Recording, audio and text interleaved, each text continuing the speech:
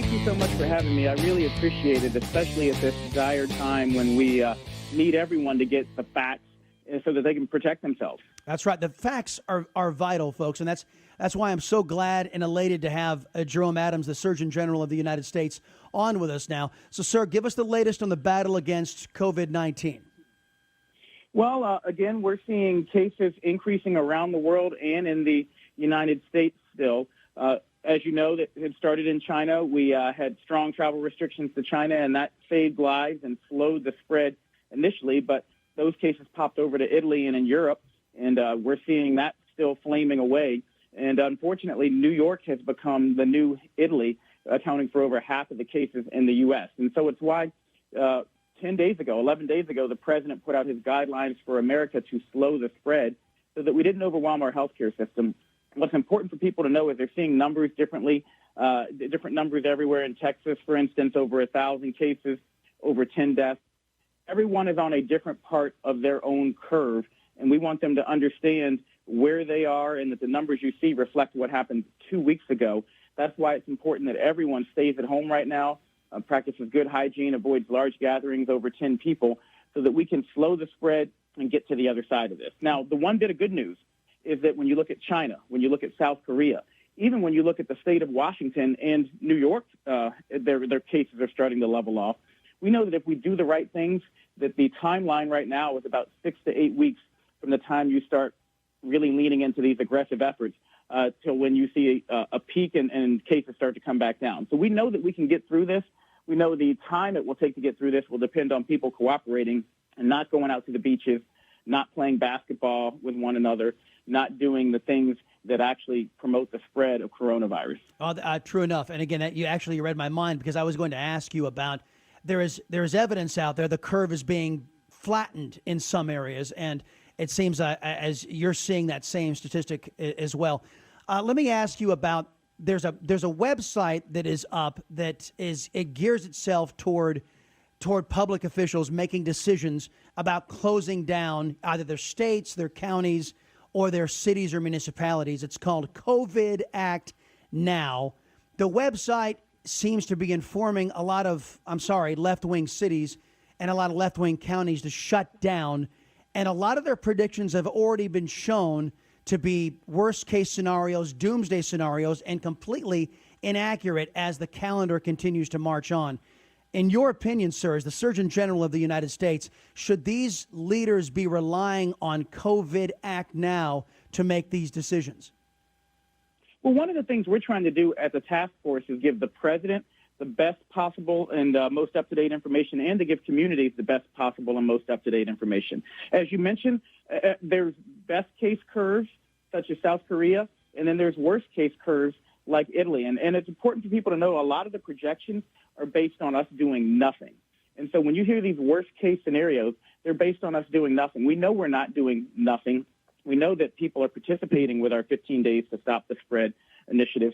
And the most important thing for the American people to know is that if you lean into the president's guidelines in your community now, then you won't have that worst-case scenario, and you'll actually come out of this quicker and with fewer people hospitalized and fewer people dying. Well, let me ask you then, to just put this on the record and to get the factual word out. Is every place in America worst-case scenario?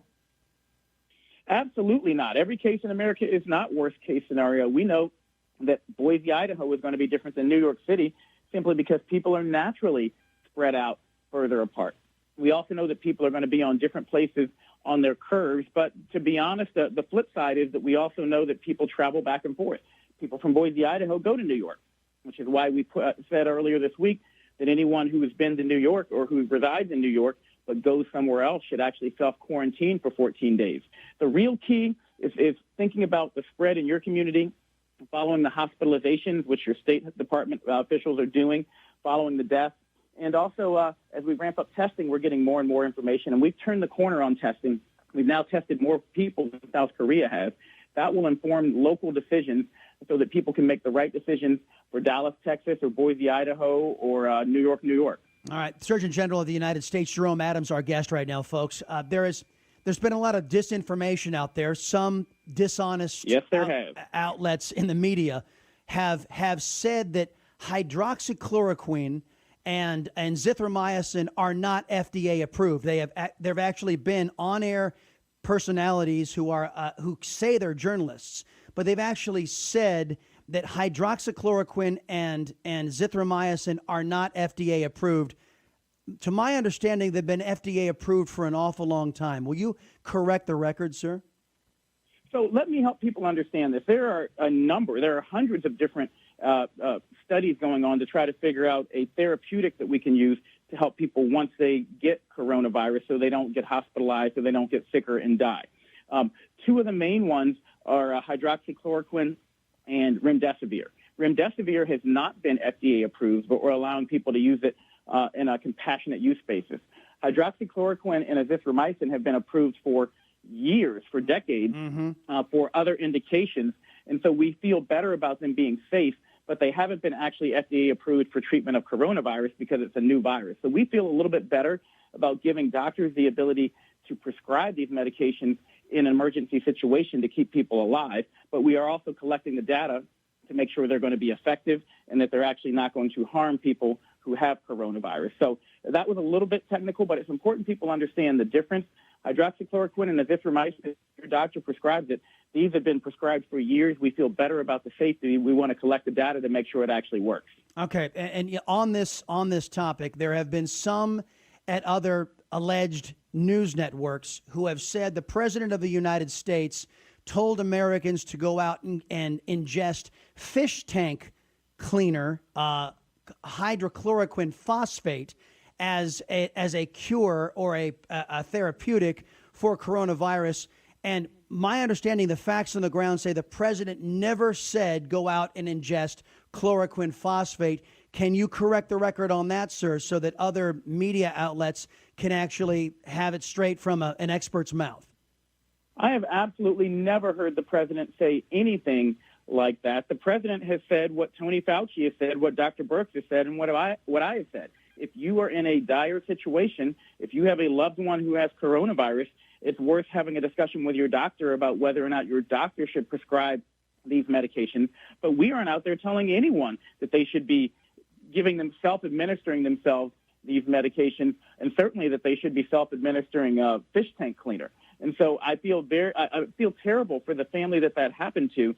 But the president's out there telling people we're trying to give folks every opportunity to stay alive right now while we get this figured out, while we are also trying to collect the data to help doctors make more informed decisions. Doctors, not people in their homes trying to self-administer. Yeah, amen to that.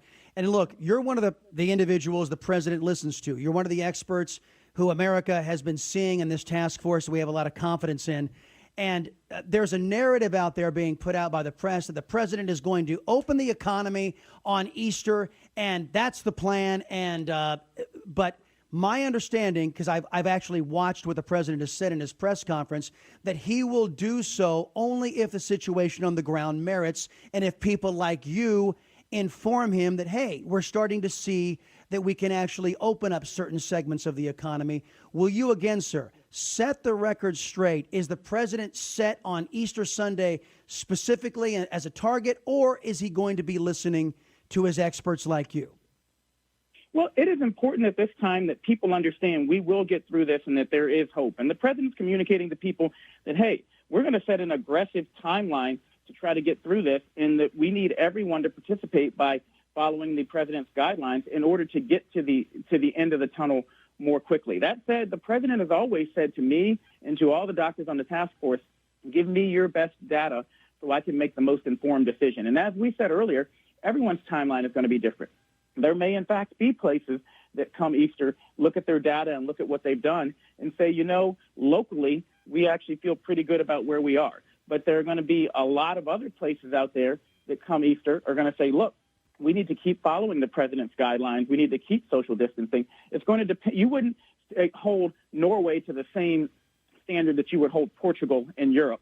But people don't understand that that's like looking at Boise, Idaho, and looking at Miami, Florida. Mm-hmm. And so we have to give people the local data so they can make informed decisions. And right now, the best advice we can give everyone is to follow the president's guidelines while we continue to ramp up testing, and then let the data tell us what we should be doing in terms of a response. Folks, Jerome Adams is the Surgeon General of the United States of America. Sir, number one, thank you from the Chris Salcedo Show for the fantastic work you and the entire coronavirus team are doing. Thank you for keeping us safe, and thank you for your tireless work. Thank you, and thank you to the American people for the opportunity to serve. My family served in the military, and it's the honor of my life to be in this role, even at a difficult time. Get the facts from coronavirus.gov or your State Department of Health website, and remember, you can still give blood. Just make an appointment so you're not in a crowd. God bless you, sir. Thank you very much for being here on the Salcedo Show. You just watched Newsmax TV, America's fastest-growing news channel, now in 65 million homes. Get Newsmax TV on all the major cable systems or go to NewsmaxTV.com and click on the Find Newsmax tab to locate us. Remember, Newsmax TV, we're real news for real people.